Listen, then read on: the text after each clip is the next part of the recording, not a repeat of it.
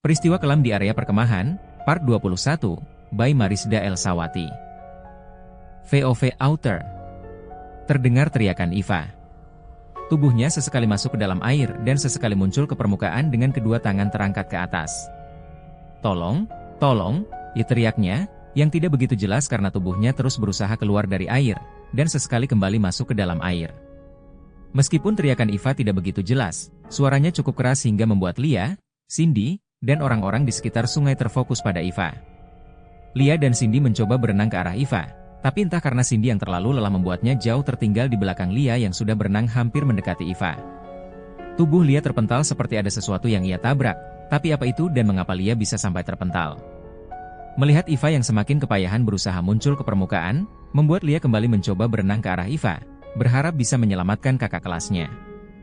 Namun, hal aneh kembali terjadi saat Lia hendak menghampiri Iva. Tubuh Lia tiba-tiba kaku, membuatnya tak bisa menyeimbangkan diri di dalam air. Perlahan, tubuh Lia pun semakin memberat, akhirnya tubuh bagian atas Lia terendam air.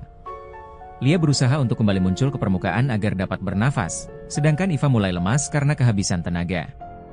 Dia kesulitan bernafas karena sedari tadi sebuah cengkraman di kakinya terus menarik Iva ke dasar sungai. Cengkraman itu sangatlah dingin, lebih dingin dari air sungai, rupanya sosok jin yang menyerupai bunga yang mencengkram kedua kaki Iva. Sosok itu juga berusaha menghalau Lia yang hendak menyelamatkan Iva, sehingga Lia tidak bisa berenang mendekat.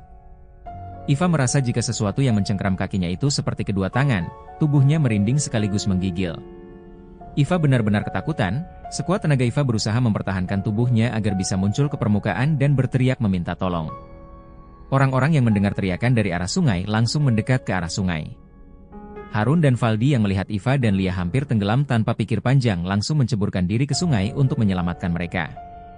Harun berenang hendak menghampiri Lia, tetapi pergerakannya kalah cepat oleh Valdi yang sudah sedikit lagi sampai di posisi Lia.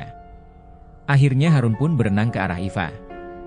Harun merasa ada yang aneh ketika mencoba membantu Iva untuk keluar dari air, seakan ada yang menahan tubuh Iva, sebuah tarikan yang begitu kuat di bawah sana yang terus berusaha menarik tubuh Iva. Menghadapi kejanggalan itu, Harun berdoa meminta keselamatan kepada Allah dan membaca ayat kursi dalam hati.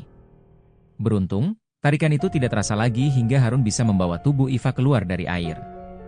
Harun yang sudah berhasil membawa Iva ke tepian sungai langsung dikerumuni oleh para guru dan beberapa siswa. Mereka langsung melakukan pertolongan pertama. Harun menyadari bahwa Valdi belum berhasil membawa Lia keluar dari air. Dia langsung memfokuskan pandangannya kepada Valdi yang masih berjuang untuk menyelamatkan Lia. Val berdoa minta keselamatan kepada Allah, teriak Harun. Tak lama kemudian, Valdi berhasil membantu Lia keluar dari air dan membawanya ke tepian sungai. Disusul oleh Cindy yang juga keluar dari air, meski gadis itu kepayahan karena harus mengerahkan tenaganya yang sudah banyak terpakai. Cindy langsung menghampiri Lia yang terbatuk-batuk dan mengeluarkan banyak air dari mulutnya. Sepertinya Lia menelan cukup banyak air.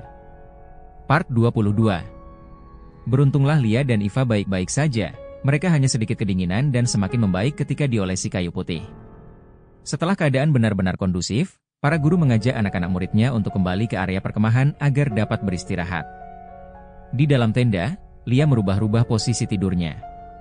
Malam semakin larut, namun Lia belum juga bisa tertidur.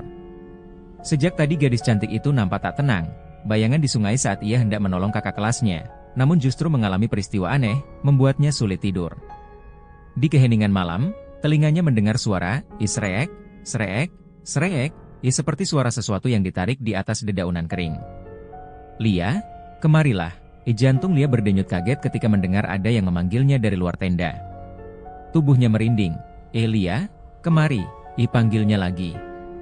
Di tengah-tengah ketakutannya, rasa penasaran muncul di benak Lia.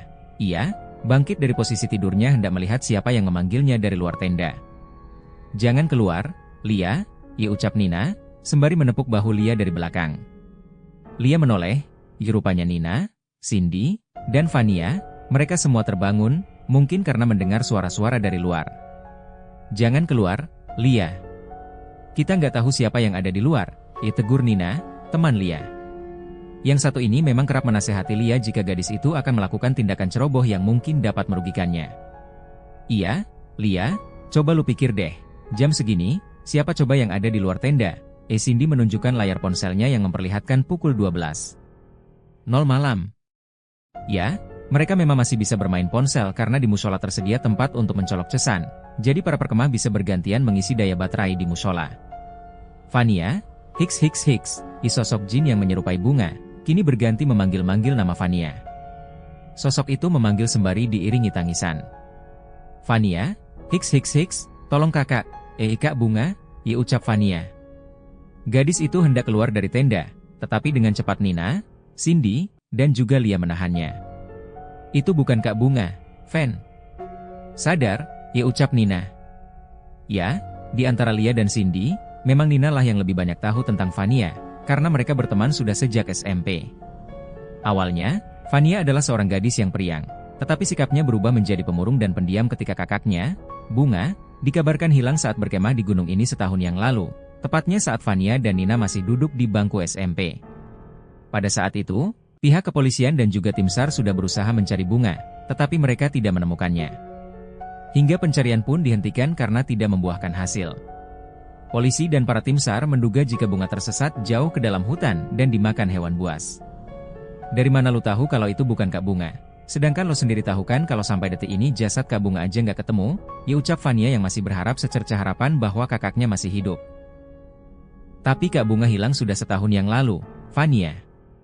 Kalaupun dia masih hidup dan selamat, seharusnya dia udah nemuin lo dan keluarga lo, bukan malah gentayangan di hutan malam-malam, ucap Nina yang mungkin terdengar kurang mengenakan, tetapi perkataannya itu ada benarnya juga. Guys, suara itu udah nggak ada, ucap Cindy. Lia menghela nafas lega. Ia berharap jika sosok itu tidak kembali lagi. Vania menangis dalam pelukan Nina, Cindy, dan juga Lia yang sama sekali tak mengetahui cerita tentang Bunga. Akhirnya, bertanya pada Vania dan juga Nina, beruntung Vania mau menceritakan semuanya kepada kedua temannya. Elo, yang sabar ya, Ven. Kita berdoa aja buat Kak Bunga, mudah-mudahan aja, dengan datangnya kita ke gunung ini, Kak Bunga bisa ditemuin, ucap Lia, sembari mengusap punggung Vania, berharap kata-katanya mampu memberikan kekuatan untuk temannya yang pasti sangat terpukul dengan keadaan yang ada. Nantikan kelanjutan cerita-cerita dari kami berikutnya, sampai jumpa.